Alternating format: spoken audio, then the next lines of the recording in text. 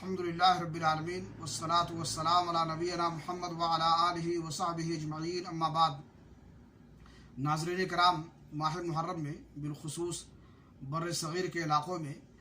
बहुत सारी बिदआत ईजाद की गई हैं और उन्हें सवाब समझ करके, इबादत समझ करके किया जाता है। मसलन ताज़िए बनाना, ताबूत बनाना और फिर उन पर चढ़ावे चढ़ाना, उनसे मन्नतें मांगना,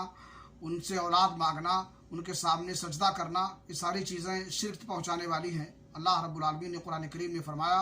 अतअबुदूना मा तनहितून वल्लाहु खलक़कुम व मा तअमलून। तुम ऐसी चीज़ों की इबादत करते हो जिन्हें खुद अपने हाथों से तराश खराश करके बनाते हो और अल्लाह रब्बुल आलमीन ने तुमको तुम्हारे अमल को पैदा किया है। इस तरह से इस माह में औरतें ज़ेब व ज़ीनत की चीज़ें तर्क करके, छोड़ करके शाहते हुसैन पर हर साल सोग मनाती हैं,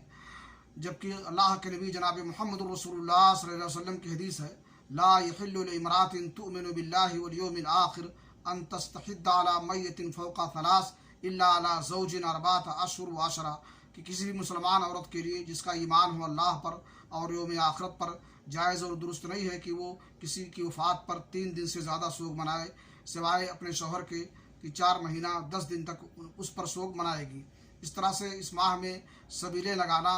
और इस मरसिया पढ़ना, नौहा खानी करना,